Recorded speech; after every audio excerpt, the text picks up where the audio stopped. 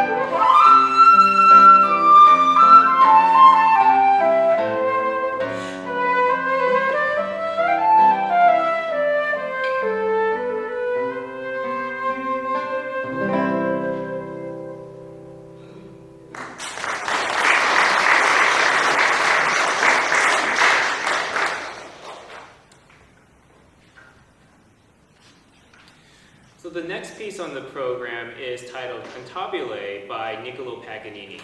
Niccolo Paganini was most known to be a violin composer, but he has also written many pieces for the guitar as well. And Cantabile was originally written for the violin and the guitar. However, this piece has also been played by flute as well, for flute and guitar. So this is Cantabile for flute and guitar by Niccolo Paganini.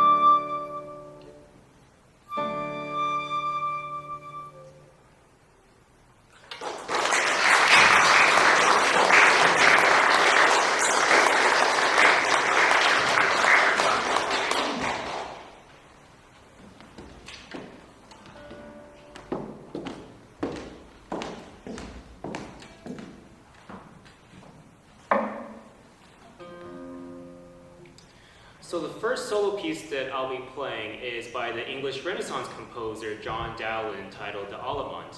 This piece was originally written for the lute, which was an early predecessor of the guitar, and this arrangement for the guitar was done by Christopher Markney.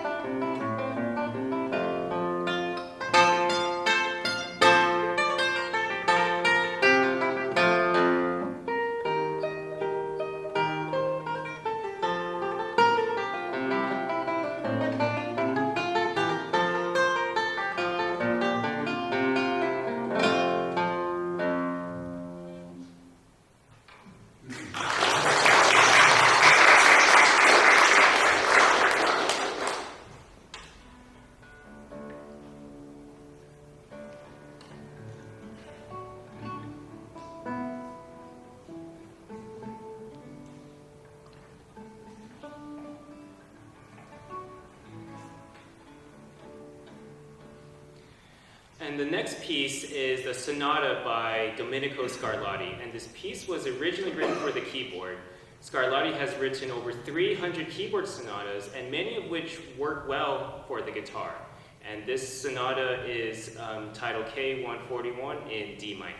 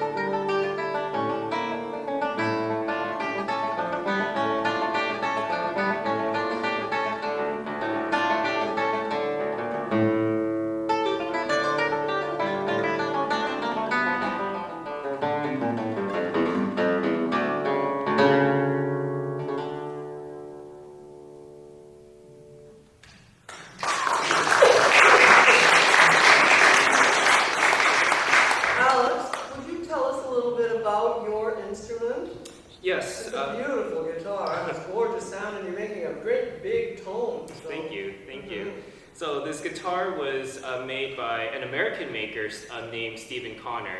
And I point out American because a lot of guitars are made by Spanish makers, but Stephen Connor is based out of Boston.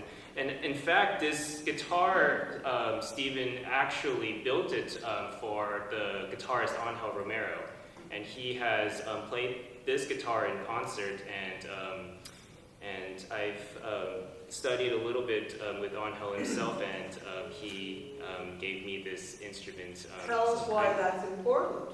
Angel, Romero. So Angel, he is a part of the royal family of the guitar, which also consists of their father, Celedonio Romero, and their sons, Pepe, Angel, and Celine.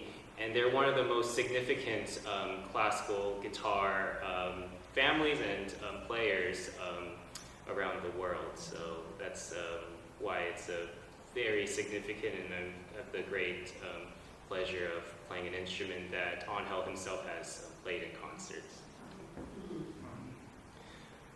So the next piece is by the Spanish composer Joaquin Rodrigo, which the Romeros actually had a very close relationship with. Rodrigo is a Spanish composer, and interestingly, he was blind since the age of 3. So he's had to compose his music using Braille notation.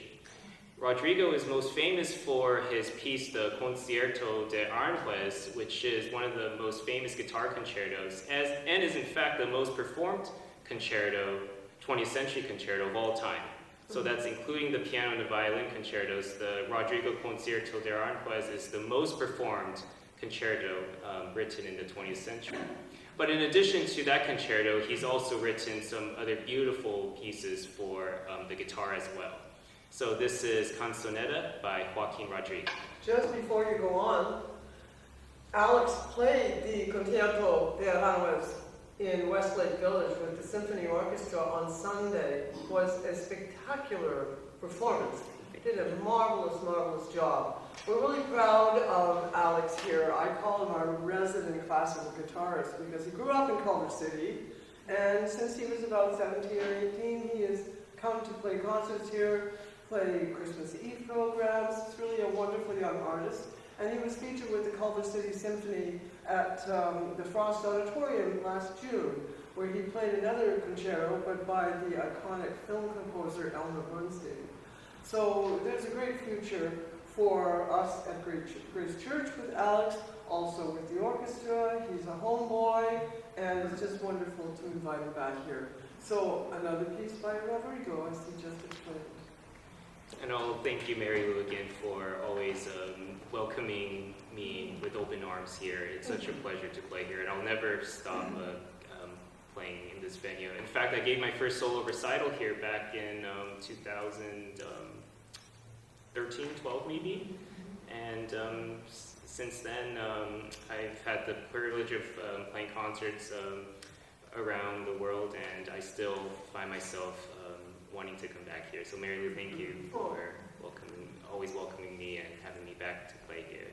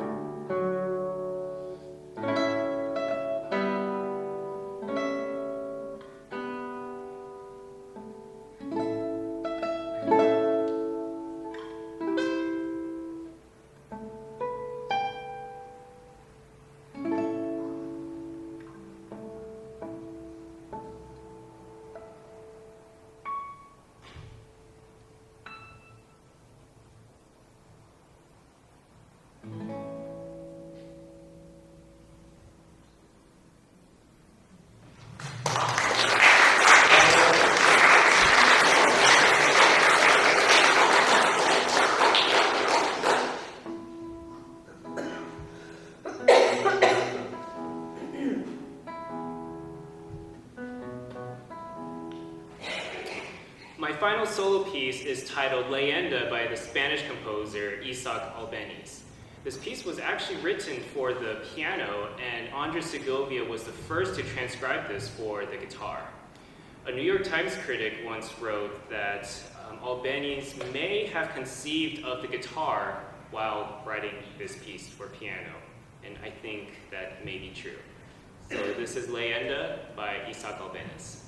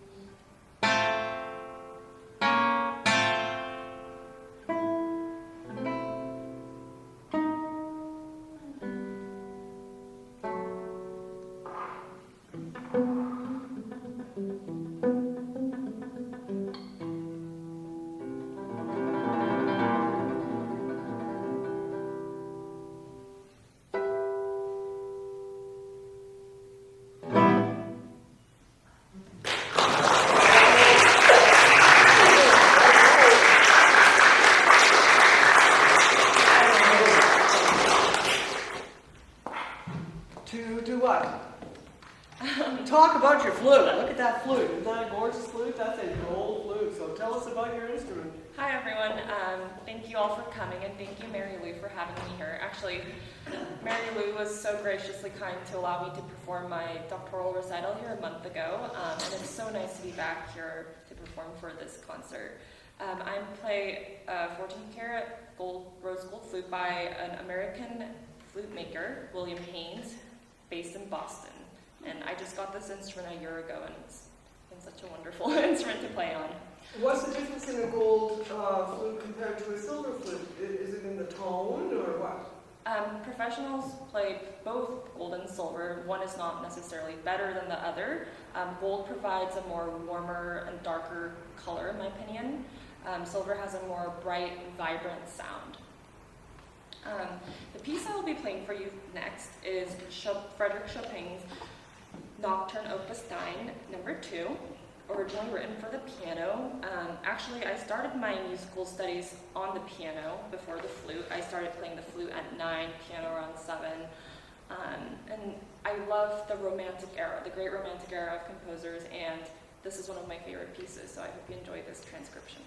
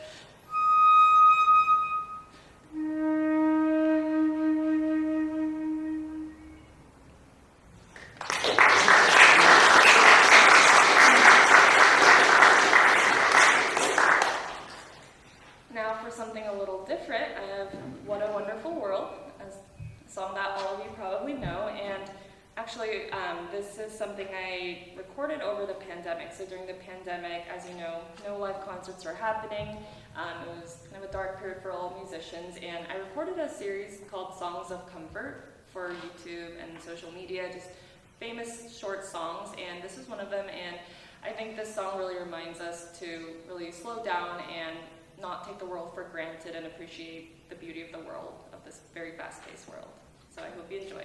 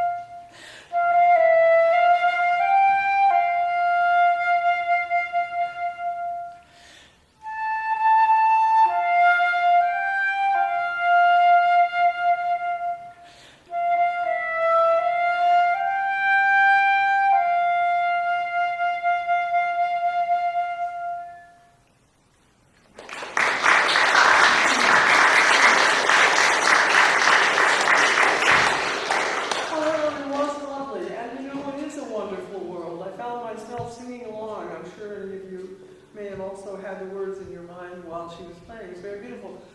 Is Alex getting ready? Yes, he is.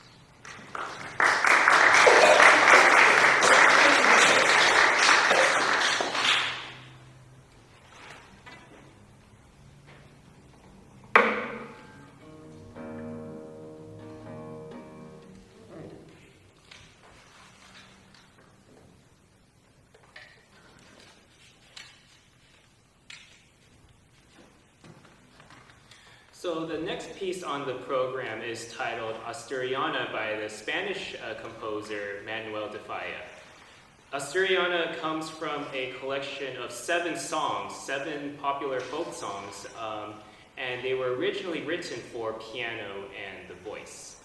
So I will be playing the part that de Falla wrote on the piano, and Jennifer will be playing the part on the voice.